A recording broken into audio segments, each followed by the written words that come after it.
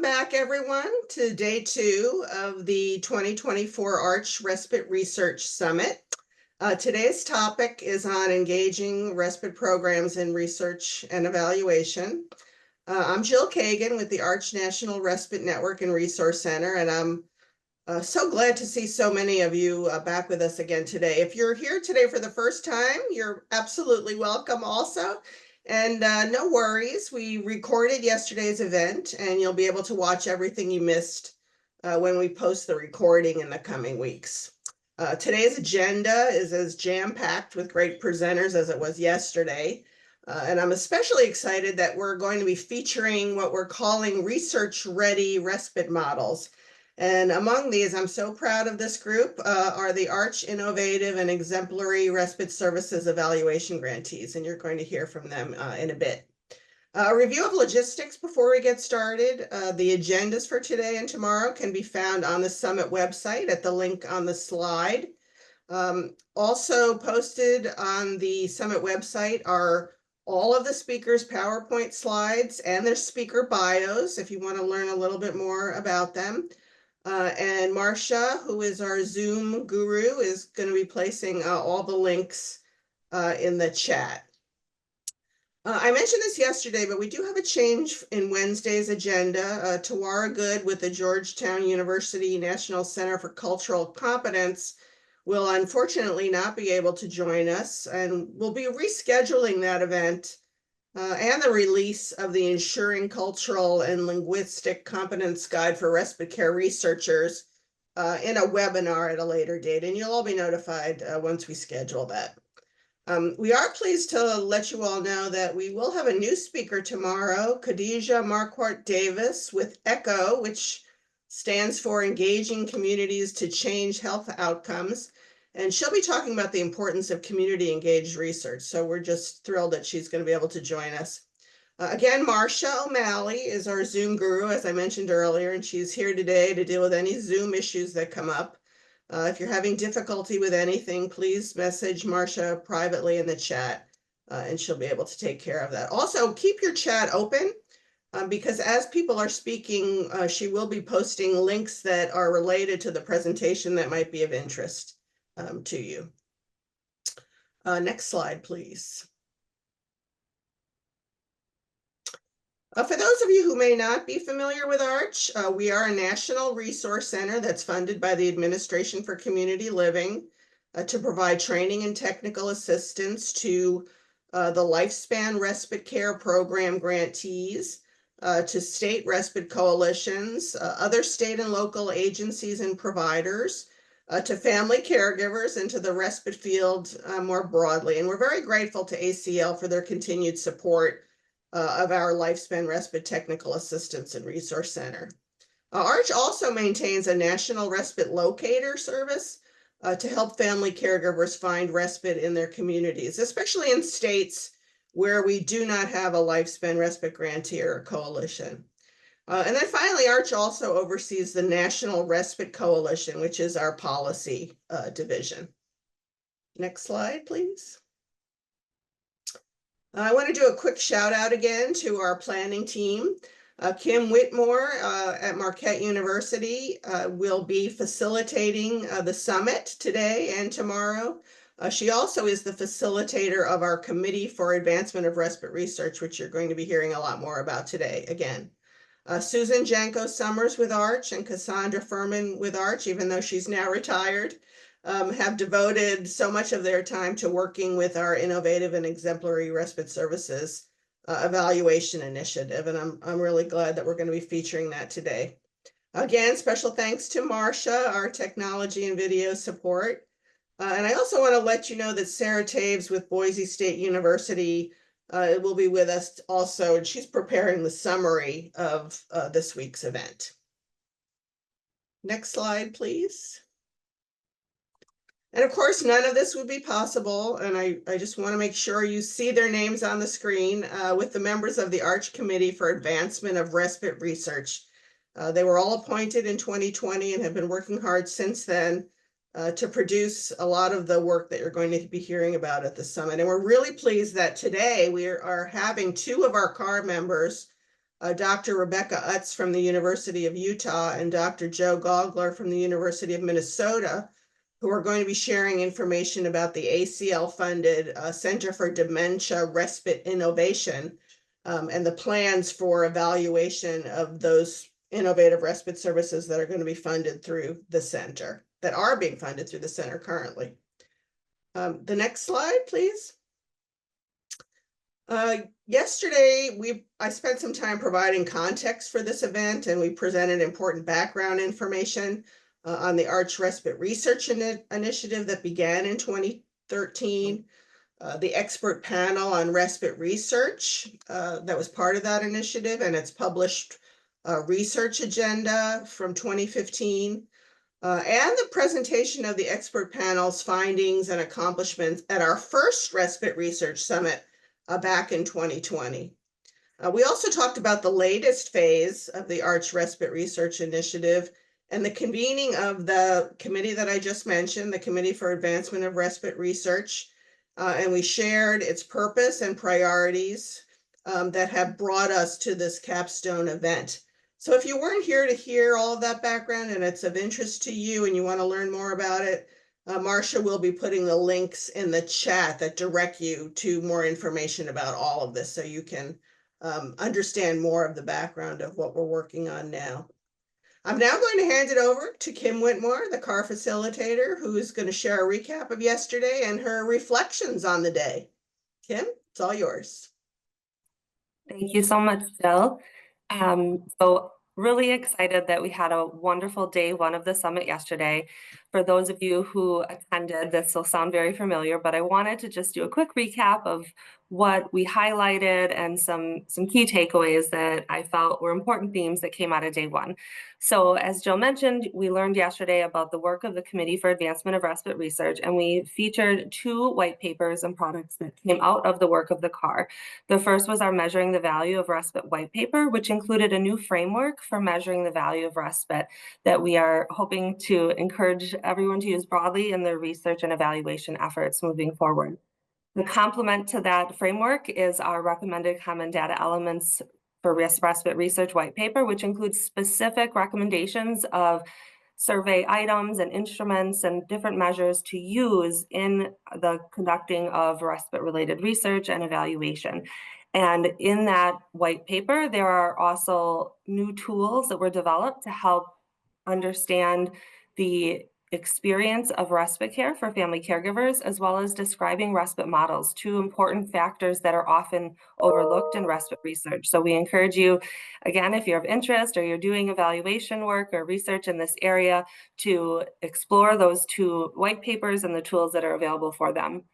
And then we had an excellent panel in the second half of the summit on national initiatives that align with this work of the CAR. We heard from the GUIDE model, which is going to be evaluating outcomes for respite for eventually over 200,000 Medicare beneficiaries with dementia, looking at outcomes specific to the person with dementia and healthcare related costs as well.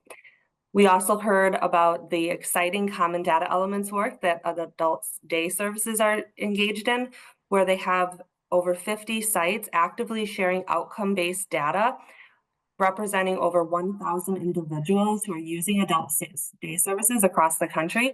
That repository of information on outcome data is going to be instrumental in advancing respite research, as adult day services are often used for respite for family caregivers. We also heard about the CARE Network, an initiative that is ACL funded and aligned with the national strategy to support family caregivers. They're going to be developing a research agenda for broader caregiving research, developing recommended common data elements as well, creating a resource hub, and a learning collaborative that everyone is invited to join to help support advancing caregiver-related research, which includes respite research as well. And finally, we heard more about the national core indicators, and we're given some information about data that represented over 2,500 families who have children with intellectual and developmental disabilities. And we heard about the unmet respite needs that exist, but most interesting is the disparities that existed. So recognizing that there are economic and racial disparities in those unmet needs for the IDD population. So we heard some incredible presentations If you go to the next slide, you'll see some of the discussion we had, which I thought was one of the most valuable pieces of the day. We had an incredible discussion after the panel. We talked a lot about how it's important to focus on measuring caregiver outcomes, that respite, though it is often tied to the care receiver, the primary benefit of respite is meant to be for the caregiver, though we do recognize it benefits others involved as well. We want to make sure we're focusing on those caregiver outcomes. We got into some good dialogue around the importance of measuring and understanding the minimum effective dose of respite and whether or not frequency and consistency of respite mattered more. And so lots of work to be done in helping to understand how much and how often respite needs to be provided to really have a positive outcome. We also talked about the challenges there are to measuring and accounting for informal respite services that many families may either choose to, whether that's a personal or cultural choice to not use formal respite services, but to lean into more informal respite services, or as a result of the lack of funding and availability of respite, that may be their only option. And current research does not do a good job of measuring and accounting for that. So we talked about those challenges as well. And all in all, we talked a lot about context and how for every family caregiver, their situation is unique. That they are situated according to the value of respite model in the context of their family, their community, the systems and policies around them. So that is really important to recognize. And as a result, we need to make sure we have person and family centered, tailored approaches to our work in respite and understand that in our research as well. Of course, all of this is challenged by our funding and workforce issues that we have. It's hard to do a lot of research and evaluation when there's a lack of support services available for family caregivers and for research funding as well. And so those are big issues that we need to continue to advocate and fight for as we move forward to advance respite research. And then we also had some conversation about the need for more practical tools to help respite programs better capture common data elements so that we can create more research-ready programs like you're going to hear about today. And lastly, we had great conversations and questions about how we can learn from other countries and the work that's being done, though recognizing that often that political context makes it difficult for us to transfer models that work in other countries here in the US, but lots of good lessons that can be learned. And we encourage folks to join the break exchange if you're interested in connecting more with the work that's happening around respite and short breaks in other countries. So we had a lot of discussion, a lot of great energy, a lot of great ideas yesterday in day one. And I want to hear from those who attended the summit yesterday. So Martha, if you could go to the next slide, please. I just asked those who attended yesterday if you could post in the chat just a one-word reflection that best describes how you're feeling after day one of the summit. So just want to hear sort of a quick feedback on how people felt yesterday went for those who attended. I see hopeful from Doris, informed, energized, optimistic, empowered. Lots of great information, connected, collaborative. I love it. These are great, great comments. So really, again, a great day. So if you missed yesterday, Bill said smarter. I love that. Curious, great. We should all remain curious and continue to try to learn more. So wonderful feedback. Encourage you, again, if you did not get a chance to participate yesterday, please come back and watch those videos. We had just incredible discussion in day one. So let's kick off with our day two today. Really excited for day two. So our overall summit objectives, as a reminder, are listed here. We're really hoping that over the course of these 3 days, we are able to help establish the foundational work of the CAR in advancing respite research. We heard a lot about that yesterday. We want to highlight current initiatives that are happening nationally, state, and locally around research, evaluation, and data collection that align with the work of the CAR. We want to continue to prioritize cultural and linguistic competence in respite research. This is an important equity lens that we take on this work. You're going to hear a lot more about that tomorrow in day 3. We also want to demonstrate alignment of this work with the national strategy to support family caregivers. This is a monumental piece of legislation and work that's happening nationally that is recognizing family caregivers and promoting the advancement of services and supports and research for family caregivers. And so it's very important that we continue to connect with and align with this national initiative. And lastly, and I think most importantly, we hope that this summit is a call to action to all of you who are attending, who are listening, who watch this video later. We want you to continue to take action to help us advance respite research, regardless of where you are. If you're in a respite program, that may be helping to inform your data collection and partnering with researchers and evaluators to highlight the evidence-based work that you're doing and creating best practices and models for researchers to learn from, or if you're a family caregiver, making sure that you are aware of your opportunities and how to get engaged and involved in respite-related research moving forward. So there's lots of opportunities for everyone to continue to support this work in whatever role that you have. So let's talk about what we're going to do today. In the next slide, you'll see our agenda for day 2. Again, there's a link in the chat if you want to pull that up and follow along as well. But really excited that today we are going to hear from those research-ready respite programs. The ARCH Innovative and Exemplary Respite Services Evaluation Grantees are going to present a panel facilitated by Susan Janko Summers. And we're going to hear about how their evaluation projects went and lessons learned, and really excited to review their data briefs that came out of that as well. We'll have some time to engage in some Q&A with them, and then we'll take a short self-care break before we move into the second half of the summit, which you will see involves another panel presentation that I will moderate to highlight some of the emerging national, state, and local respite service evaluation projects that are working. So we're going to learn more about the Center for Dementia Respite Innovation evaluation work, the Massachusetts 40 Respite Innovation Grants, and Exhale, the Family Caregiver Initiative evaluation out of New York. So really excited to feature these 3 great national evaluation efforts. We'll have time to have, again, great discussion and dialogue with our panel before we wrap up day 2. So I'm excited. I am looking forward to all of the learning and the conversations with folks throughout the day. I encourage you, as you're listening and hearing the presentations, if you have questions or comments, please post them in the chat. We will, again, save the discussion around those to the end, but if it's helpful to post those as you're thinking about them, feel free to do that throughout the presentations today. So if you could go to the next slide, please, Marcia. Without further ado, I'm going to pass it off to my colleague and good friend, Susan, who is going to moderate our panel on our research-ready respite program. So Susan, it is all yours. Thank you, Kim. Good morning from the West Coast, from Seattle, and good afternoon to those of you on the East Coast. I'm Susan Summers. I work with ARCH, and I started working with ARCH in 2015, so in a supportive role of the research agenda, doing some of the editing, content development. And then since 2019, I've been the lead on the Innovative and Exemplary Respite Practices Initiative. And during those last 6 years, we've recognized about, I think, 42 programs.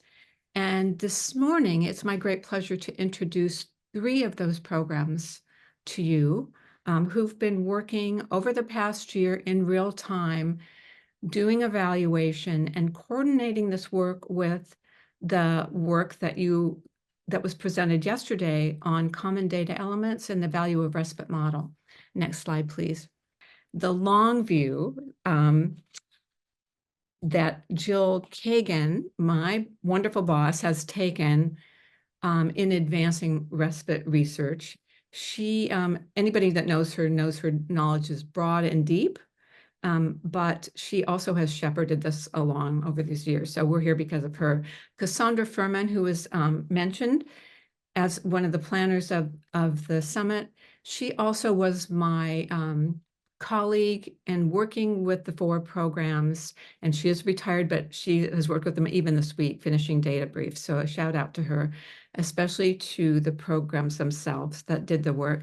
But I also want to acknowledge Lori Stahlbaum, who from ACL, our project director, and she's both deeply knowledgeable about respite, but she's also really caring and engaged, and that makes our work really much easier. So today, after a little presentation, I'm kind of orient you to the evaluation itself. Then you're going to hear from 3 programs. Elaine Whitford, the executive director at Center for Volunteer Caregiving. This program serves adults. and through a volunteer service model. Then you're going to hear from Hyuntae Kim, Julianne, Chris, Jolynne, Bartley at Claude More Precious Time at James Madison University. And this is a pediatric care university-based model.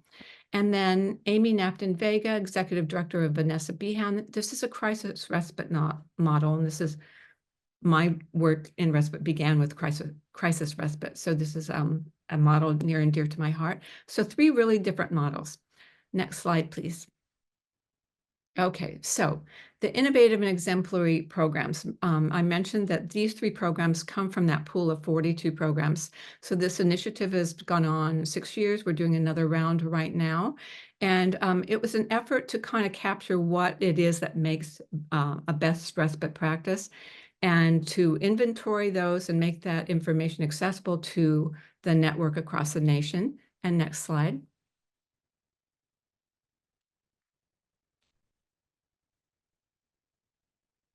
Thank you.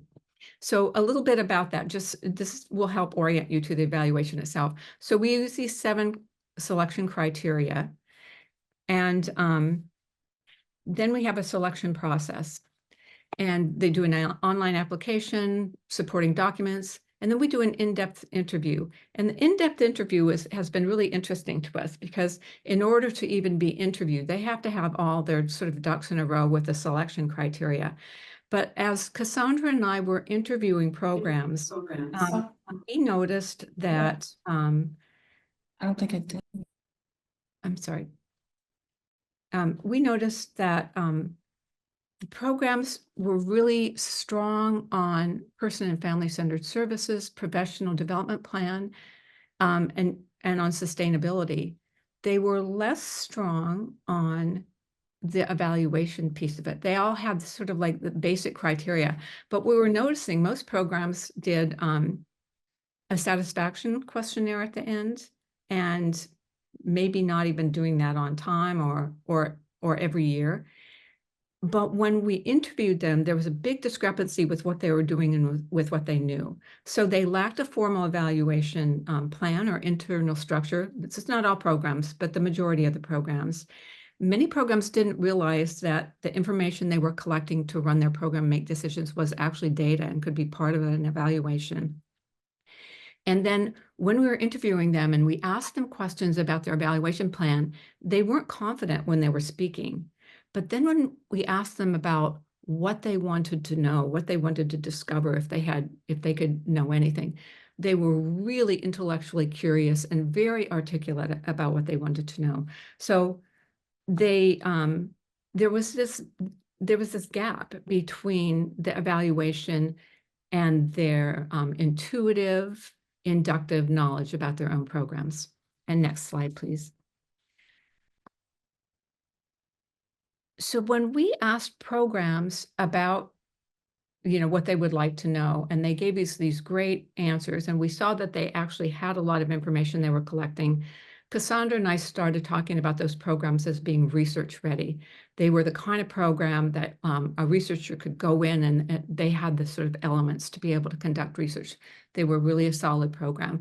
But what we really wanted to do is support programs in future in being more confident and more intentional in their evaluation efforts. Okay, Marcia, you can click. So the overriding purpose at the outset was identifying these research-ready respite programs from the pool of those 42 innovative and respite programs. And Marcia, you can hit it again. So here are our goals. We wanted to support these programs with immediate grants and technical assistance in conducting program evaluation in real time, which we did. We wanted to support their acquisition of knowledge and practical skills that programs can use to continue program evaluation after funding ends. We didn't want this to be like a sort of one thing and one and done. We wanted to use a common framework and common data elements. And this was consistent with the work you heard yesterday, the CAR work group recommendations to conduct evaluation. And importantly, we wanted not just to impart knowledge about evaluation. As always from innovative exemplary programs, we Arch gets more than we give in those programs, generously committing to this work, sharing their knowledge and wisdom, and just sticking with us through this process of discovery. And so we wanted to discover the issues and challenges programs encountered while conducting their evaluation. We want this to be practical for other programs wishing to take on evaluation. Okay, and next slide, please. So we implicitly incorporated the value of respite model. I have been using Bronfenbrenner's human ecology framework since the 1980s in both in research and evaluation, in teaching and conducting qualitative research in university settings. And then the core concepts that you see on the right of your screen, the Common Data Elements Work Group developed these, but they weren't developed at the outset of our evaluation, which kind of started at the outset of the work group, the Common Data Elements Work Group. But I was in close contact with Kim and with Sarah Swanson throughout, and these concepts and the model that has been developed, that Kim has overseen, so aligns with my experience as an evaluator and a researcher, and it just naturally flowed that this worked for us while the Common Data Elements Group was developing it. And next slide, please. So let's look at how the evaluation process worked. So the first thing I ask programs to do is state their program or service mission and goals. In my mind, everything else follows from this. Everything that you do should logically follow from this first step. And Marcia, the next one. Programs create a service map that describe all program activities that they believe help them achieve their program mission and goals. And if you think about the value of respite model, it has that respite process, and this is roughly aligns with this service map. And those of you who attended the last summit, Joe Gogler talked about the sort of black box of respite that we don't know, we don't understand the independent variables adequately. And that really resonated with me. I've been thinking about it for years after. So this was our attempt to do that.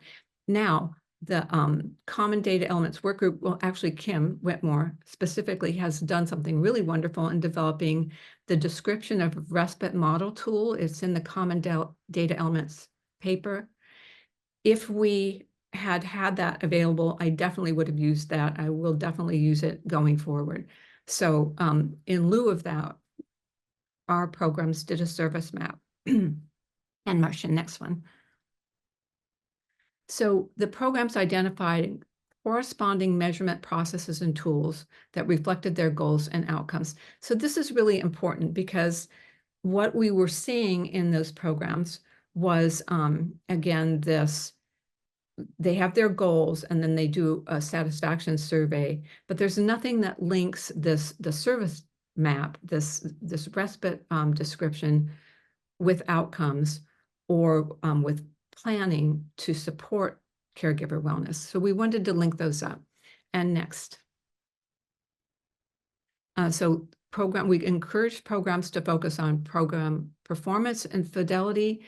The outcomes are really important in research, but from my point of view, I wanted those programs to be confident going forward, to make informed decisions, to be strategic about their decisions. And next one. And the programs we encourage to triangulate data and use mixed methods. And I'll say a little bit more about that. Next slide.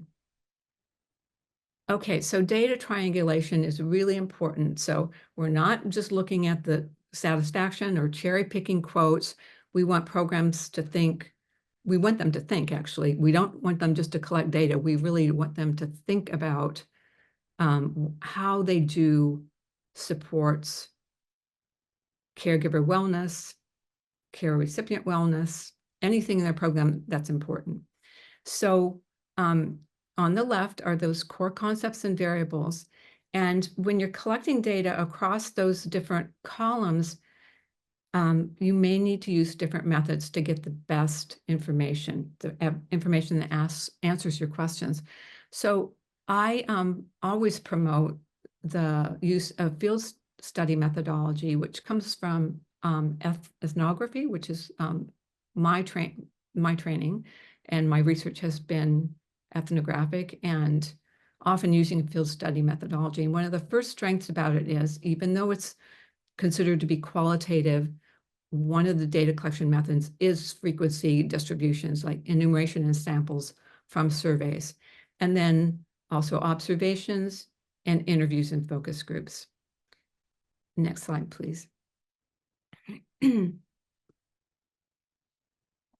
So back to that first model, the different concepts, and they're color-coded both in that model and in the paper. So we have collected data from all those 3 columns. And again, we preceded that paper. So instead of just caregiving circumstances, we talked about demographic and life circumstances. This will be really important for Amy's program, which is the crisis management. So we asked programs to describe populations, use that information to individualize services. They do, all programs do this, monitor changes, help contextualize and explain interim data and outcome data. The dose, we looked at whether time is sufficient for progress towards outcomes and is satisfactory to caregivers. And the fidelity to respite model, are they doing what they say they're doing? We are interested in satisfaction with services, but also experience of care, and then caregiver wellness. And next slide. So about 6 months in, I asked each program these questions in an in-depth interview. What is your overriding program goal? And here were the responses I got. To benefit caregivers by affording them short breaks from caregiving responsibilities. Some programs have broader goals, but they all said this. And then next. Tell me all the things you do in your program to make sure you achieve that goal. So this is the respite model, okay? And across programs, it was this, they had a script in front of them. They all talked about the relationship that the program had with caregivers and families. They didn't talk about all they did. They didn't talk about dose. This is how they framed it in their minds. And it's so consistent across programs. It was really remarkable. So they talked about building trust and communication, exercising patience, honoring transitions, human as well as institutional time. They talked about shepherding caregivers with constant information. And by constant, I don't mean a bombardment of information. I mean constancy, like when you're constant with a friend, you're there, you're available, with support, with anticipatory guidance, and with coaching. And next slide, please. So just back to that notion of the model that we were using. If you'll see the arrow at the bottom on the left, what we found is that this model is brilliant and we would use it in the future. It doesn't quite capture the mesosystem, which is the interactions between the microsystems. So one thing that stood out as really important is that the service mapping is essential, that we also need to somehow capture the relation-based respite processes. And we'll talk later actually about how we might do this because I'm running over. And next slide, please. So with that, we'll come back to those topics and capturing that mesosystem, that interaction in these relationship-based respite services. But first, I want to reintroduce you to Elaine Whitford, the Center for Volunteer Caregiving, who will share the process and results of her work around the evaluation. Thank you, Susan. You're welcome. Let's go ahead and move to the next slide. So the Center for Volunteer Caregiving has been around for more than 32 years now. We were actually created by a church in our area where one of their congregation members had been to an AARP conference and learned about the Robert Wood Johnson initiative to create volunteer caregiving programs across the nation. So our seed money came from Robert Wood Johnson. And from that, we've created 3 primary programs. Everything we do is to support older adults who are still living independently entirely with non-medical volunteer services. So these are community volunteers that we're recruiting to provide support for older adults still living independently. Our hotly demanded program right now is our volunteer driver escorted transportation. Lots of people aging, not able to drive any longer or not confident in driving, and we're making sure they have access to health care and access to their basic needs. So taking them to medical appointments, getting them to the grocery store, getting medications for them. Then we also want to focus on lessening the isolation that comes with people who are aging and are less mobile. So focused on friendly visits and telephone reassurance calls. This is primarily for our lower income folks who don't have families nearby, or their families are carrying 3 and 4 jobs, taking care of small kids, and just don't have time to check in on mom or grandmom or great aunt. Along with our friendly visits, we do some home chore services. We used to have light housekeeping, but of course, everybody wants a free maid, including me. So we did discontinue that, but we are still able to do a little bit of help around the house. People with visual impairments, help them go through their mail, make sure they don't miss a bill, or if they are blind, helping them put labels on food, clothing, that type of thing. Just a little bit of support, and then doing grocery shopping for people who are not mobile enough to go to the grocery store, even if our volunteer drives them. And then our third program is our Family Caregiver Respite. And we've operated this program for 25 years. And through that, we're providing a volunteer for a family caregiver so that family caregiver can get a break. Now, we try to counsel them to take that break and use it for self-care. But as you'll see in a few minutes, there's a pretty wide variety of activities that they're using that time for. So last year, our volunteers provided more than 11,000 hours of services across all programs, and all of our programs are evaluated annually. Next slide. So in our respite program in particular, because I know that's what you're really interested in, we match a volunteer one-on-one with a family caregiver. So our caregiver support manager does a very careful interview in the home with the caregiver and the care receiver if they're able to participate. And we really get to know them and understand what their needs are, what their interests are, and that helps us find the right match for a volunteer. So once we've found a volunteer match, we step back a little bit and we let them work out their own schedules. Our volunteers are typically providing 2 to 3 hours of respite every week, but that does fluctuate wildly based on the volunteers' availability and the family caregivers' timing. And certainly if the care receiver is in ill health in and out of the hospital, that could change things too. You can see on this slide the number of people we've been serving each year. Our respite hours went up dramatically in fiscal year 2024, and we have the American Rescue Plan funds to thank for that. We were able to supplement our volunteer services with paid staff. But interestingly, the number of caregivers we're serving went down. That is because we're seeing a decrease in referrals. Now, we are the Family Caregiver Support Program for the County of Wake. We're unique. We're the only county in North Carolina providing respite with purely volunteer hours. And we've been talking to the folks in counties around us, like, are you seeing a decrease in caregiver referrals? And we're getting the information that everybody's seeing a decrease in caregiver referrals. That's a question for another day, but I just thought I would throw that out there because I find it very interesting, because we have capacity to serve more people, but we're just not getting those referrals. So next slide, please. So let's dive into our evaluation. So we did have an evaluation tool that we've been using for about 10 years that we created with the support of the University of North Carolina at Chapel Hill School of Social Work. They partnered with us on it. And we had questions on there that I wasn't sure why we were asking those questions. And there was questions that I had that we weren't asking.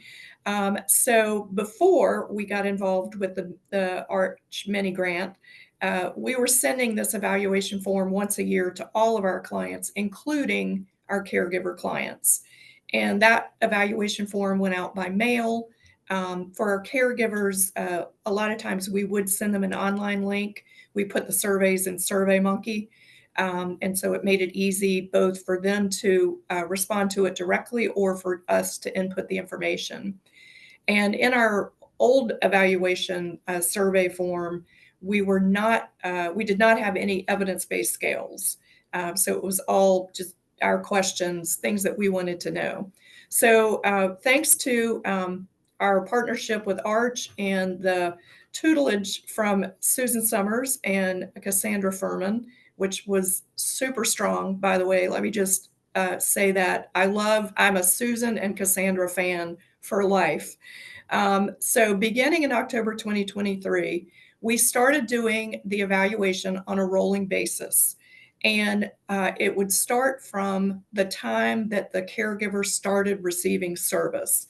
The reason we changed that, by doing the survey one time a year, only in the spring, we were finding that there were caregivers we felt uncomfortable sending the survey to because things had changed dramatically. Either their care receiver had passed away and we knew they were grieving, or their care receiver had been moved to assisted living 6 months prior. And so we just felt like there was not proximity to really get valid surveys, and we just didn't want to bother them. So by doing this on a rolling basis, based on when they actually start receiving the volunteer respite service, we were able to really, I think, get more valid information. And it just seemed to be more pertinent, and we weren't running into the issue of, gosh, should we even be sending them an evaluation? So they get, of course, a very careful interview when we onboard them. They get a 2-month follow-up, and then we use the same evaluation questions on their 1-year service anniversary. Now, something that we changed, all of the evaluations now are being done by our caregiver support manager by phone. Now, she does give the caregiver an opportunity to complete it through the SurveyMonkey tool. And a few of them have taken that because they actually are having a hard time finding time to talk to our staff member because of the level of care that they're providing. But most of them are taking the opportunity to chat with our caregiver support manager, and she just takes them through it and then pops in verbatim what their responses are. And then we also added the Zarit scale of caregiver burden. And I'm going to dive into that deeper. So next slide. So the benefits of our new evaluation system are we've had a much higher rate of completion and return, which is great. We're getting more accurate results because that evaluation is being completed in closer proximity to the receipt and provision of respite services. And then it's also added touch points for communication between our staff and the caregiver. Because we do more than just respite. We're really providing sort of a turnkey service where if we hear they have a need, trying to get them connected to those resources. So to date, we've had 30 caregivers respond to our evaluation since October 2023. 25 of those have been the annual evaluation and 5 have been the 2-month follow-up. Next slide. So what we're learning, one of the first questions we asked the caregivers is, what did you do when our volunteer was there for respite? And we're finding that almost 80% of them are running errands. Now, that's not what I classically define as a self-care activity. But that is what the caregivers are digging into. And then but behind that, the next most done activity is attending a scheduled appointment. Most of those are the caregivers going to their own doctor's appointment, which certainly is a very important self-care activity. We're seeing that they are engaging in leisure activities, meeting with or having lunch with friends, exercising, sleeping. Great self-care. We need our sleep. A few are doing housework and chores. So that's just a quick overview from the limited amount of responses we've gotten to date. And I'm going to be real interested to see sort of how this progresses. Next slide, please. So the Zaret scale, if you're not familiar with the Zaret scale of caregiver burden, the long form is 22 questions. We opted to go with the 10 question form, which is considered the short form.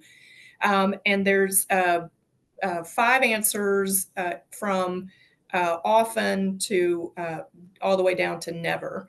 And so the responses that we've gotten so far, and I should say on the scale, the mild is a score of 0 to 10.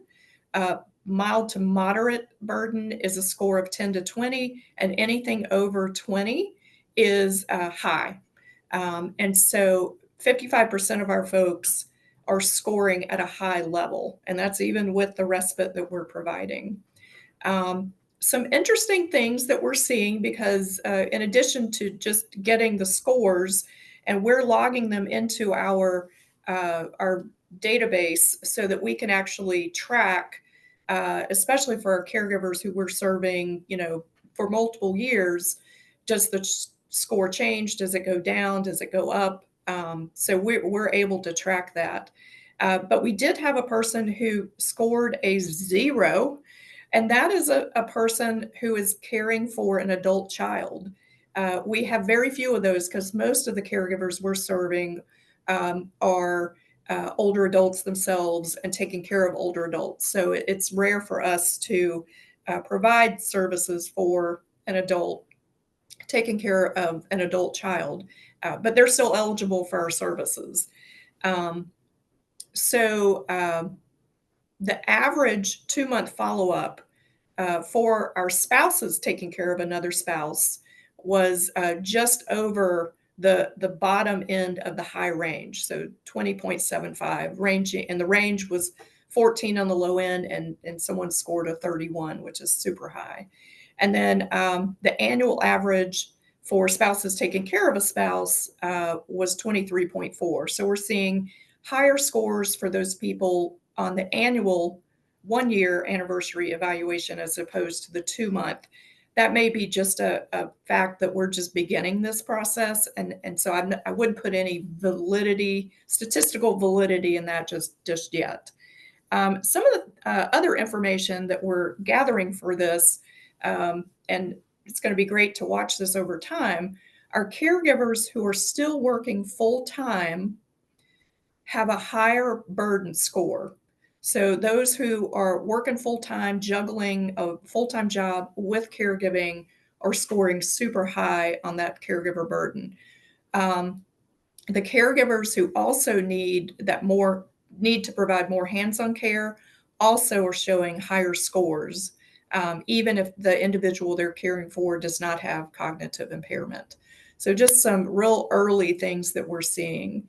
Next slide, please. Other results from our new surveys, 100% of our caregivers are finding that their time away is enjoyable and beneficial. 100% are satisfied with how they chose to use their respite time. If that starts going down, we're definitely going to counsel them on self-care, which is a part of the initial interview. 100% of our caregivers are reporting that their respite time improved their mood, outlook, or frame of mind, even if that change was temporary. And then 100% would recommend us, which is absolutely what we want to hear. But if it's not what we're hearing, we're going to change some things up. Next slide, please. We're also collecting quite a few anecdotal comments, which I've shared on the slide. I won't read them for everybody because I know you have access to the slides. But this is where we get a lot of information that we use in fundraising and in reporting the impact. I mean, this is the emotional IQ part of what we're doing. And these are the words of the caregivers, where even when we're doing the survey, the evaluation as an interview, we're capturing this in quotes. So we're getting this right straight from their mouths. Next slide, please. The challenges and lessons we learned through this process were that family caregivers define wellness and self-care very differently. During the initial interview, we do ask them, how do you define wellness and self-care? And we get dramatically different responses. So, and when we started piloting the new evaluation, from the responses we started getting back, we realized that the way we had worded our questions were being interpreted differently. So it caused us to go back and revise those initial questions after running the evaluation a few times so that we would get more consistency, that people really were answering the same question and not answering a question that they were perceiving differently than someone else might perceive it. We also learned that it's important to run the family caregiver, run the survey, the evaluation, when the care receiver is not with the family caregiver. There was 2 instances where the family caregiver was on the phone, the care receiver was within listening distance, and our caregiver support manager questioned some of the responses she was hearing. So she found a time to basically redo it when the family caregiver was not with their loved one and got very different questions. Next slide, please. Going forward, just some things that we want to know that I think we'll be able to pull from this evaluation. We've been working under the assumption that the limited respite we provide is not enough. It's a Band-Aid. We're doing what we can with volunteers. And so we know that what our family caregivers really want is a full-time aid, full-time care, full-time respite, which we can't do for free. And if they're not able to pay for it, then what we have to give them is pretty much all they've got. So are they still getting a benefit from the limited amount of respite services we're providing? We're really interested now that we're running that short form Zarit caregiver burden scale. It's the one with the 10 questions. Are the scores going to decrease over time with that continued respite? Or is it going to increase because they're providing care over a longer period of time? So will be interesting to see. Will the relationship trends that we're seeing in the Zarit scores continue? And finally, with that continued respite, are our family caregivers going to shift away from running errands and doing housework to more what we would think would be more fulfilling self-care activities, really getting that break? So those are the things that we'll be looking forward to. So that's just a quick summary of our new evaluation and what we're seeing. And we're happy to share the actual tool that we're using. I think the Zarit caregiver burden scale is readily available to everyone, but I'm always happy to answer questions. And I think my information, phone number and email is pretty easy to find. So don't hesitate to reach out if you'd like to have a more detailed conversation. Thank you, everybody. Thanks. Thank you, Elaine. I'm going to introduce now the Clodmore Precious Time team. Hyuntae Kim, the program director, Julianne Secrist, the academic director, School of Nursing, and Jolynne Bartley, associate director of Children and Youth Services. And we are sort of over time already. We've got a 15-minute panel, so we're probably going to creep into those minutes too, but just sort of this team is timely, unlike me. So here we go. Hi, so we can start with the next slide, I think. We'll just do a quick intro. So my name is Hyuntae Kim. I'm the program director for James Madison University's Claude More Precious Time program. And so I just run the day-to-day operational stuff and work primarily with the families. And then And Julie. oh, I'm sorry. My name is Julianne Secrist. I'm the academic director for our program. I teach full-time in the School of Nursing, and the Claude More Precious Time program is housed, one place it's housed is within our pediatric course, which I teach in.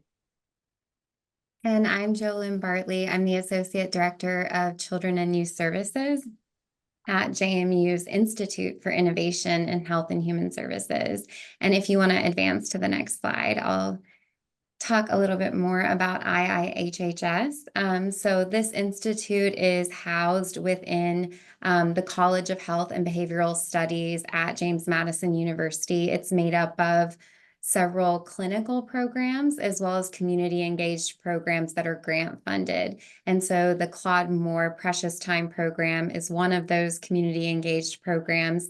It's funded by the Claude More Charitable Foundation, which is based here in Virginia. And we've worked with that foundation to fund the program since its inception. And so that just kind of grounds you in where we sit within the university and how our funding works.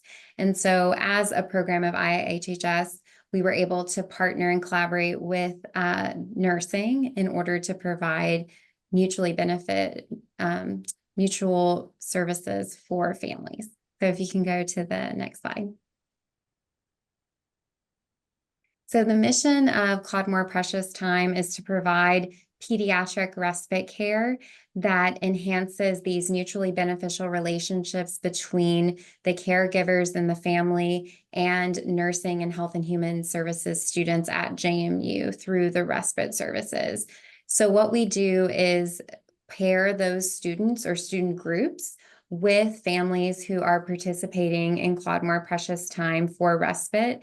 And then they provide 7 to 16 hours of respite care over the course of the semester. So a smaller dose than some of the other respite programs you might hear about. And you can go to the next slide. And then so Julianne and I will kind of bounce back and forth between the family and the student section, and that's kind of how our theory of change is broken into. So for the caregiver wellness portion, we kind of split it up into two, which is the break and respite, which is the more formal, like what you think about when you think of respite, that physical time that the caregivers take off. But we also, through this evaluation initiative, really looked at what self-efficacy is, or just like the ability and to make a change in your own life and empowerment. So we recognize that our program is not necessarily for families in crisis. Like Jolynne mentioned, our hours are kind of limited, but we do try to recognize that the caregivers have a lot of expertise in their lives. Lots of times they know more than their own medical providers for their own specific child. And so we try to highlight both of those missions, providing that respite care, but also to help educate our students, which is interrelated by empowering those caregivers so that they can contribute that knowledge to the future healthcare professionals. Thank you, Hyuntae. From the student side, we are looking at student self-efficacy and hoping to increase confidence and competence. So we try to center the JMU nursing curriculum and core competencies of strong communication, participation, collaboration, and independence. And I recognize that those last two may seem to be in opposition to each other. So let me explain that briefly. The collaboration is the students working together in teams with the family. So they're collaborating with the family member. The independence piece comes in that we as faculty and program administrators are not with the students when they have this time with the family. So we are really empowering them to be independent and to come to us as a resource, which we'll touch on a bit more later. But we really want our students to focus on person and family-centered care while recognizing the demands of these busy caregivers. And we're hoping for mastery in increasing the quality of care and decreasing burnout. And we're hoping to improve confidence in working with children, especially for our students to feel more confident in working with children with special health care needs. Next slide, please. And so for the demographic and life circumstances from the family side, we have a variety of different ages. So we are considered a pediatric respite care program, which is usually around birth to 21. But our youngest in our program is 1.5 years right now, and our oldest is 24. So we are very flexible at that. If you're familiar with Harrisonburg in Virginia, we're a very diverse city. So there's a lot of different cultures represented. We have many different family structures in the program. We intentionally use the word parent just to honor those that aren't physical parents of the kids. We have many grandparents and legal guardians in the programs, just different socioeconomic statuses and a variety of needs.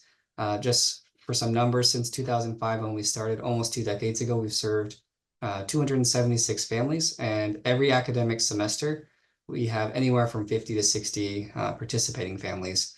And we actually counted out the different unique diagnoses that the caregivers reported for their children, and it came out to just over 100 at 101. So that's a lot of different diagnoses. We have 113 senior level JMU nursing students each semester. That's a rough number. It can vary a bit semester by semester, but that's usually where we're at. And the majority of our students are in that 20 to 22 age range. We don't allow second degree students, so most of them fit into that stereotypical college age. But our students do come from a variety of cultural and religious backgrounds, and they really have varying levels of experience working with children with special health care needs. So that gives some variety as well. Next slide, please. And then just to speak a little bit about dose and fidelity, and we did mention, our dose is quite limited, but I know for dose, you typically think of the quantity, but we also want to think about the quality of that dose. And so for us, it's really caregiver driven, and that's kind of the core piece of our program. And so we regularly check in with our caregivers to make sure that we're meeting their needs.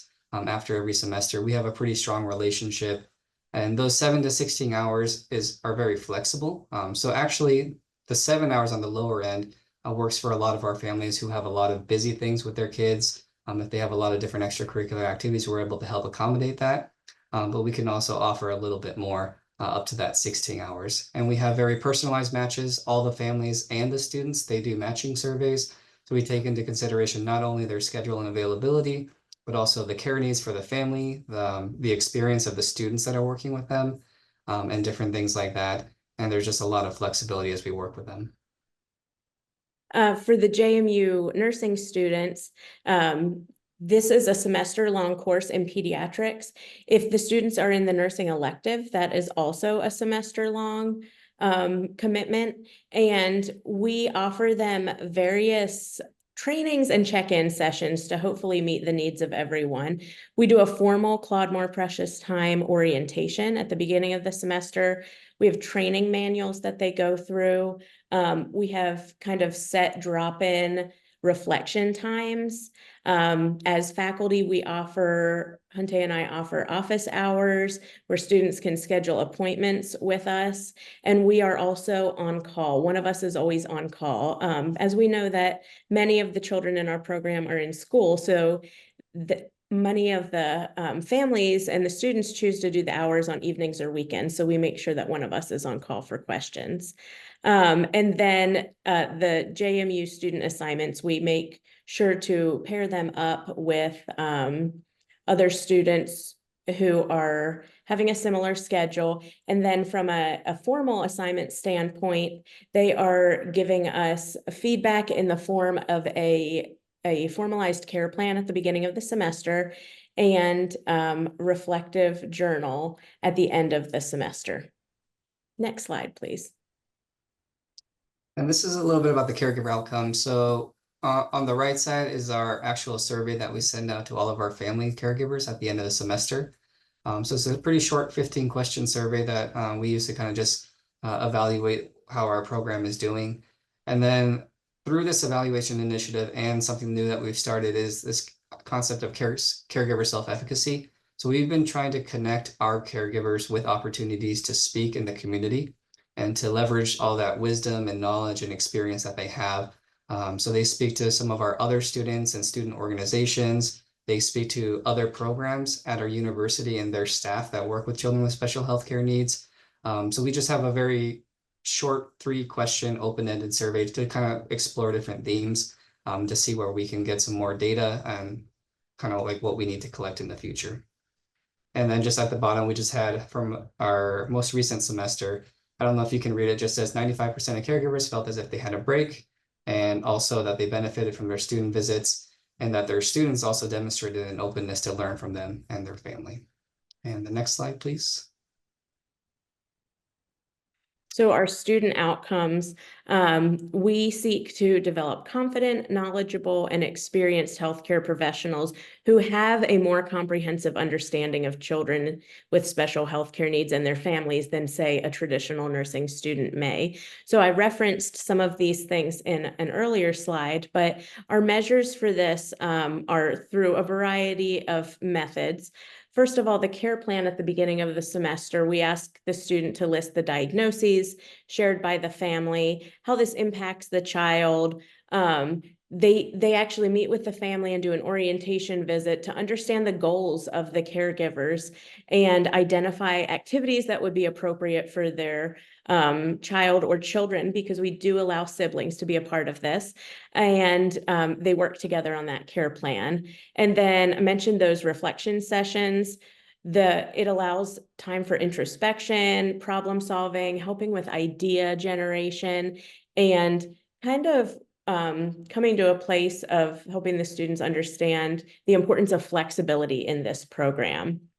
The final reflection paper, we see a lot of acknowledgement of growth and connection to future goals and School of Nursing values through these. And then we also include real-time monitoring in here, because the fact of the matter is that as nursing faculty, we are with these students a lot of time and in other settings outside of this program. So our faculty check in sometimes at the end of a pediatric lecture that ends a little early. During clinical visits, I like to check in with students and ask how precious time is going. And at the end of simulation, I'll say, does anyone have any concerns about their precious time, family? You know, come talk to me afterwards if so. Then, of course, we have those formal mid-semester check-ins also. And we have a quote here from one of our former students. It says, "My life as a nurse will be changed as a result of this experience. I now feel confident in my abilities to impact and help fortify the lives of individuals with special needs." Next slide, please. So as you saw, both how we assess and collect data from the caregivers and then from the students themselves. So one of the ways that we're looking at the success of the program is to compare, as Julianne mentioned, in our care plans, we ask for the caregivers to establish respite goals. So asking them at the start and onset of respite what their goals are, and then what they've actually used their respite time for in the final caregiver survey. Also, as Hyuntae mentioned, being able to better assess the self-efficacy that might come and the empowerment that might come through creating these opportunities where caregivers are educators, both for the nursing students and for others in the community, whether that be professionals working with children or other JMU programs, and what that looks like and how that might be impacting them as a caregiver in a positive way. And then the student assignments, our hope is to do qualitative assessment, both of the survey and the experience of the caregiver compared to the experience of the student, and trying to assess how these two groups are impacting one another and what the benefit is as well to the student who is going to go on and work in health professions and interact with young people who have special healthcare needs or disabilities in the future. So how does this impact their experience as a professional later on? And then lastly, we are really in the first semester of formally collecting data through our IRB protocol. So these are some things that we're hoping to dig into a lot more in this formal evaluation that's underway right now. If you want to advance to the next slide, please. So for us, some really great lessons learned is that we do want to better understand as a program, how the caregiver being an educator is impacting them and benefiting them potentially. We acknowledge that it's really challenging to simultaneously assess these two groups who are being impacted by the model of the program, and how do we best do that? Additionally, we do have a limited dose that we're able to provide. So I know Hyuntae mentioned earlier, we've served 200 some families over the course of the program, 50 to 60 a semester. But one of the special things about the program is that some of those caregivers have been in the program for 10 plus years. So we have a long-standing relationship with these caregivers. So we assume that there's value added regardless of the limited dosage. And then we're a small team, and we actually this year throughout this process had a really talented researcher that was experiencing their own healthcare issues and had to step back. So that was another challenge of, as maybe many people here can relate to, administering programming and evaluating programming simultaneously can be very challenging. So those are our lessons learned, and that is it for our presentation. Thank you, Hyuntae and Julianne and Jolynne. And we've encroached on Amy Vega's time. So Amy Knapton Vega's time from Vanessa Behan. So Amy, feel free to encroach on our debriefing time. We'll still have some time to take questions. You've been noticing these data briefs. Those the link to those is in the chat for those people who want to explore those. And next slide.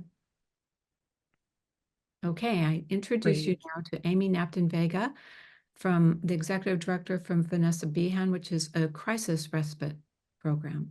Yeah, thanks, Susan. I appreciate that. You're And I think welcome. you know I talk very fast, so we'll try to gain a little time here. Not on you.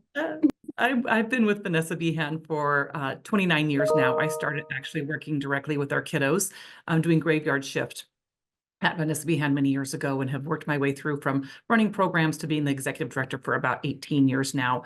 And we're located in Spokane, Washington, which is very far eastern Washington. We're less than 100 crisis nurseries across the country, with a wide variety of different models of service. And our primary focus is on prevention, which you'll see kind of throughout this presentation. The picture that you're seeing here is our beautiful new home that we moved into in December of 2019. We actually opened our first services in 1987, which was 5 years after the tragic child abuse related death of Vanessa K. Behan, our namesake. Our primary aim is to prevent her story from happening to another child. And so as we know that child abuse and neglect is a leading cause so that we know that stress is a leading cause of child abuse and neglect, we want to intervene in the lives of families with young children. And we know by providing short respite breaks, we can afford parents that time needed to regroup and address the adult issues. And this can also limit the exposure of stress to children, which decreases the likelihood of children being placed in out-of-home or foster care situations. And while we have the children in our care, we really want to capitalize on those early relational health and social emotional learning, knowing that we're maximizing that window of opportunity to provide a healthier brain development and really set them up for success in kindergarten readiness. And so beyond the emergency respite care, which is really our primary program, we also offer childcare at our county courthouse, which is called the Children's Waiting Room. You'll hear me refer to that, or CWR. We provide parent education classes. We have what we call a Stay, Play, and Learn program, where parents and children can drop in. We know that this can build a bond between a parent and a child, and can also build relationships between other parents. And so that's a great program that we've been offering since we've been in our new facility. And then we also offer basic needs like diapers, wipes, and formula to any caregiver in our community. And we also partnered in this new facility with 2 other organizations that do therapy for children and for families in our building. And then we also do a lot of resource referral and follow-up support to our families. All right, next slide. This is just a quick view of our evaluation brief that Susan and Cassandra put together for us, and we look forward to being able to share this with funders and other interested partners. So thanks, Cassandra and Susan, for your hard work, not only on this evaluation brief, but holding your hands through this entire project. All right, next slide.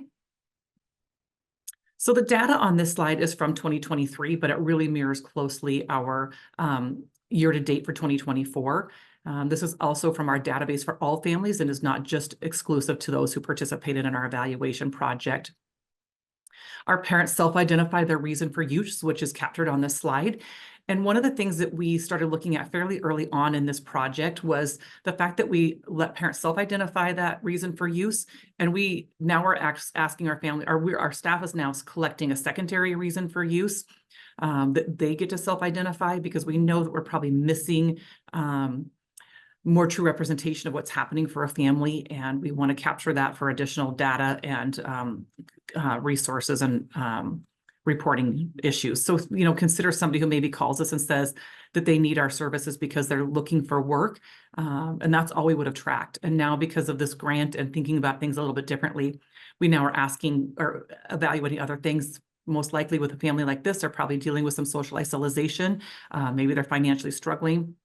And other things we might miss out on if we didn't ask questions or know this family better and track that data would be things like if they're dealing with homelessness or domestic violence or any number of other things that could be going on in the life of a family. So next slide. Our parents self-refer to our services when they need our use. And so therefore our dose is not consistent, nor is it set by us at Vanessa Behan. While we have space for up to 60 children at a time in our facility, our budget, we're self-funded, limits us to right now caring for about 28 children. That is impacted quite drastically by our licensing requirements. We have a 1-to-4 staff ratio, which is required by our state. And we also will look at the needs of a child. And if a child has higher needs, we'll provide them actually with a one-on-one care situation to really ensure that that child is successful while in our care. So this is what kind of limits us from reaching our capacity in our facility. It would require us to really double our budget to get to capacity, which is roughly another $4 million annually to be able to care for those additional children. You see follow-up mentioned here on this slide. We feel it's important as it meets additional needs for our families, and it really helps to build trust with them. So things that we provide are meals. We have another local nonprofit that brings those to us.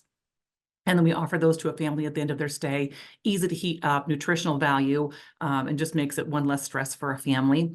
And then we also follow up with each new family for their first visit, just to make sure that they heard everything that happened in that first visit, give them reassurance, remind them they're welcome to use us anytime.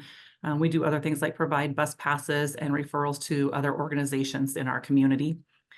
And then in regards to service fidelity, about 10 years ago, we embarked on having a software created specifically for the work that we provide as a crisis nursery. And it holds all the family and child information. So this really creates a specific flow for our intake staff to follow when a family is bringing their children into us. Things that can change in there is that we build relationships based on trust. The intake appointment may look very different for each family so that we're tailoring it to what's happening for them specifically. And yet they're still following that standard of collecting information. And that, again, is captured in our intake contact management system. And the other really neat thing about this is that other crisis nurseries are starting to use this same software. And so my hope is that as more sign on to using this, that we'll have the opportunity to compare data and maybe look at some research across organizations doing somewhat similar work and maybe be able to validate our programs a little bit more succinctly. All right, next slide. So our evaluation project, there's a lot of information on this slide, but I want to just highlight that it includes that we collaborated with our local university, Washington State University, in hopes of making it easier on our limited staff resources. So we conducted surveys across all 4 of our programs that were mentioned earlier, and we did about 10 surveys in our diaper bank area, 10 in our children's waiting room, and 10 in our stay, play, and learn. And then the remaining 65 happened in our emergency respite childcare. We had originally planned to conduct 200 surveys, but because of the slow response of the IRB and just the challenges of working with an outside organization, we had to cut back our timeline. That resulted in about 95 surveys responses. And then we also conducted 15 in-person interviews. All of this was done by WSU staff to ensure confidentiality. And then we did choose to compensate our families, as you see here on the screen. We felt that would allow them to spend those funds exactly where they needed to. Next slide. Here again, a lot of information, but gives you some ideas of some of the things that we asked. I think for us, as we worked with WSU, we really wanted to tailor our questions around the grant requirements of caregiver wellness, but we wanted to align that with what we at Vanessa Behan can do to influence caregiver wellness. And so you can see a lot of the questions we asked were really around parenting and how they feel Vanessa Behan has helped in those respects. We've always collected data on stress levels, and we know the correlation between stress and child abuse and neglect. So we wanted to collect that with this group as well. And unfortunately, this is something we're still waiting to gather from WSU, so more to come. We also asked about the benefits for children. We wanted to know if what our parents would do. Oh, I'm sorry. We asked about the benefits for parent and what parents would do if Vanessa Behan wasn't here for them, and if they'd refer us to other families as well. So next slide. Our overall learnings. I think we really went into this grateful to partner with experts because it really alleviated the stress on our staff resources and really just added that value of validation to our programs. We're a fairly small local nonprofit, but some of the challenges was it was a lot slower than we had anticipated, trying to agree on what to ask, how to ask it, gaining the approval of the IRB, and then really just getting the results of the information. I think I mentioned this, but we were a little disappointed. We didn't reach the 200 surveys, but WSU assures us that 95 is a good response rate, but we will continue to ask of our families more questions. I think for me, one of the biggest learnings in this was that we didn't think to ask about offering this in multiple languages until we were farther into the process. And WSU was not in a position to be able to do that. They felt like there wasn't the validity to being able to translate the surveys into other languages and then translate it back into English to validate the translation of the different languages. And I think this could be a little frustrating, not only to us, but to our families as we begin to serve a lot more refugee and immigrant populations. And then there's some continued stress in getting data back from WSU. We completed the survey in early August and didn't have anything back until October 1st, which obviously cut it a little close to presenting, as well as we're still waiting some information from them. So more to come there. Next slide. So again, some of our key findings around caregiver wellness. Just on the surface, it looks like the families that participated in this may be slightly more affluent just based on their income levels, which leads me to wonder what the stress response might look like when we finally do get that information back, wondering if they find themselves slightly less stressed than our general population. So again, more for us to evaluate and to compare. And while most of the responses came from our emergency respite care, our parents responded to our ability to enhance caregiver wellness was only 78%, which was a surprise to me. But now the question is, did the remaining not feel we helped, or simply hadn't used our program, so didn't answer or selected no as a default response to that question? Next slide. So you'll see we asked about benefits for our children. We wanted to see how the parents aligned with what we felt like we were providing them. And while safety is always our #1 goal, we also aim to provide children with foundational skills that will prepare them for kindergarten and beyond. Next slide. You'll see on this next slide, you'll just see a couple of responses from families. And I know because you have access to these this slide deck, you can read those later. So if you want to go to the next slide, we can move along. And this again shows some of the responses. And I could just in summary will say our families had really positive things to say about us. It was very validating of what we felt like we were doing, really correlated with what they said we were doing. So next slide. And this is our last slide. I think really this is probably the one slide that means the most to me in being able to pull out what we could do better to help support our families. None of these are easy things for us to tackle, but things that we can continue to not only work to address, but also how do we do a better job of communicating that to our families so that they better understand what our limitations are right now. And so overall, we'll really continue to learn from this project as we gather more information from WSU. And I think ultimately the final thing for me is that this just really built my confidence. And I think the confidence of our agency to continue to move forward with doing more evaluation and surveys in our programs to gather more data. So thank you very much for your time, and I'll pass it back over to you. Thank you, Amy. And I'm so sorry we did that to you. And I wish we had an hour to talk about each of these programs. We barely scratched the surface.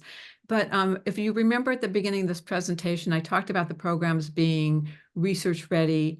And I think we have a good understanding of what that means now. And I think you've seen it from these programs.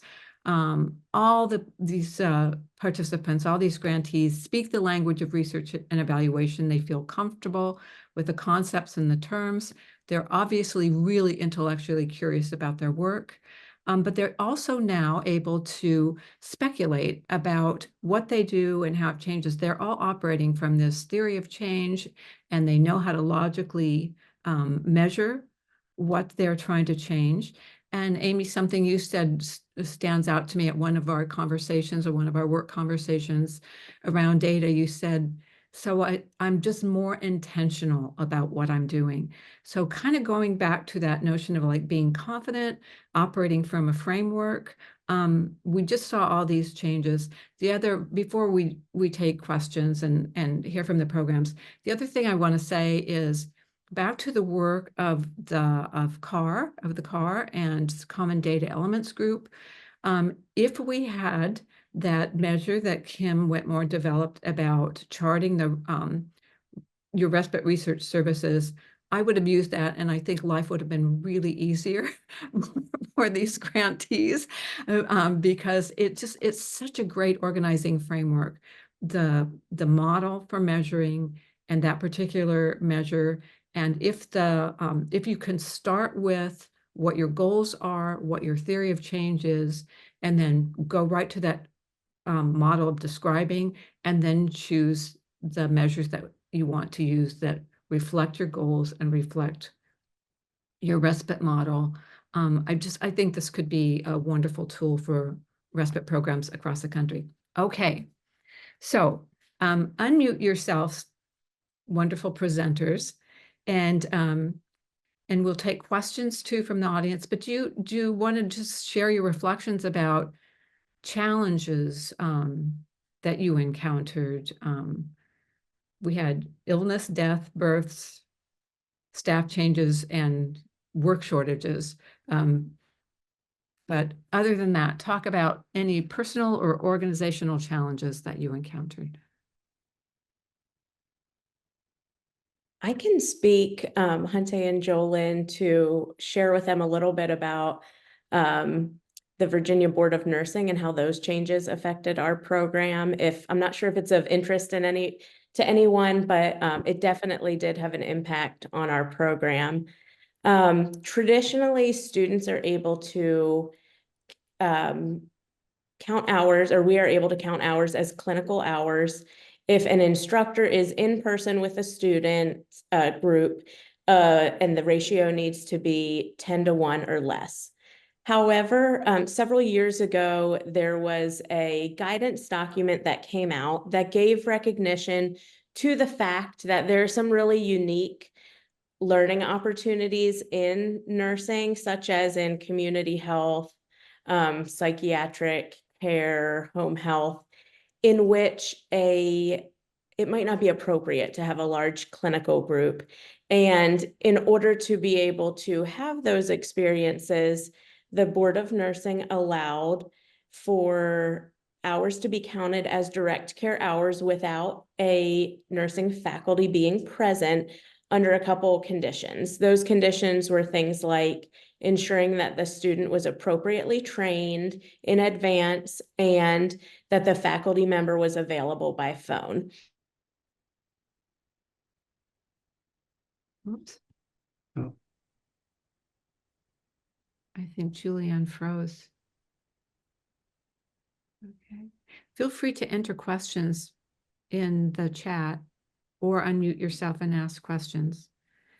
And I I can wonder if you could. also, Oh, go ahead. I was just gonna, oh, Julianne's back. I was gonna try to finish Julianne's thought there, but she's now moving again, so. Sorry for that. I don't know what my internet's doing here, but we were able to count these as direct care hours for our students, and we had more allowance for that. However, the Board of Nursing revoked that document, and we were no longer able to count these as direct care hours. So that caused us to need to reduce, since these were now being counted as indirect hours. I will spare you from all of the details of how many hours and how it needs to be in balance.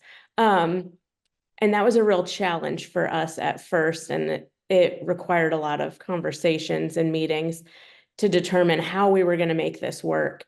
And I'm going to focus on the positive because there were a lot of challenges during that time, and a lot of uncertainty. But one positive that came of it is that the families who, Hyuntae referenced this, but it was a struggle for some families who may have, 3 or 4 children who are involved in all different activities in school, in therapy sessions. And it was hard for them to always have the number of hours available that we provided. So we had some families who felt like, oh, this is actually a relief for us. So much easier to come up with 7 hours than 14. On the flip side, we did have a few families who felt like it's not really worth it to us to go through this process for just 7 hours.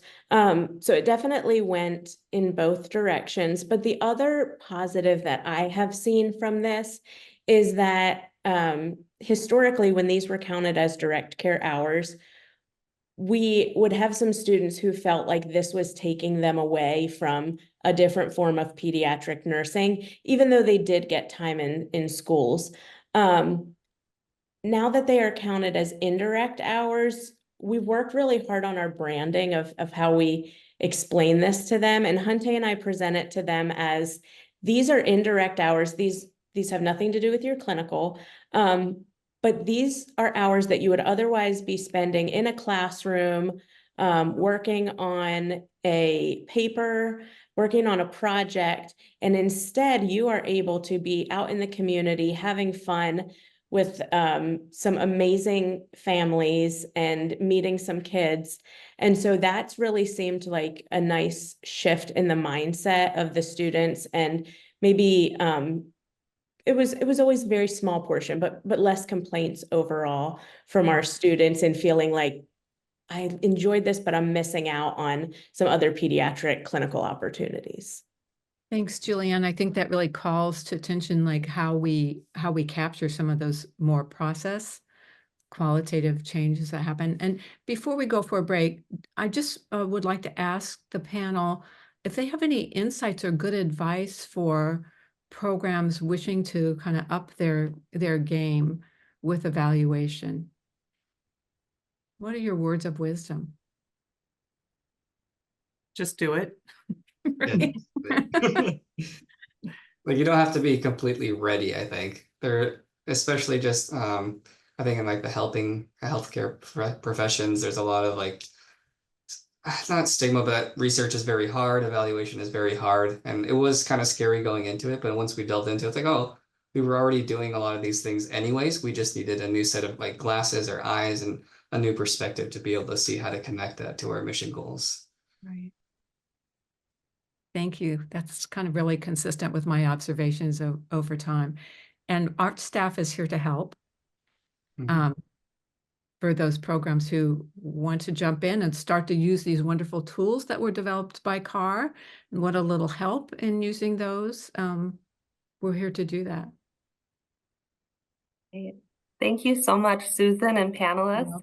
I know there's probably a lot more questions that people have, so I want to encourage folks to continue to post those in the chat and ask the panelists to respond to any questions that they might see over the rest of the summit day today. But really grateful to hear of all the amazing work you guys have done, and looking forward to continued conversations on how we can continue to support respite programs to be research ready.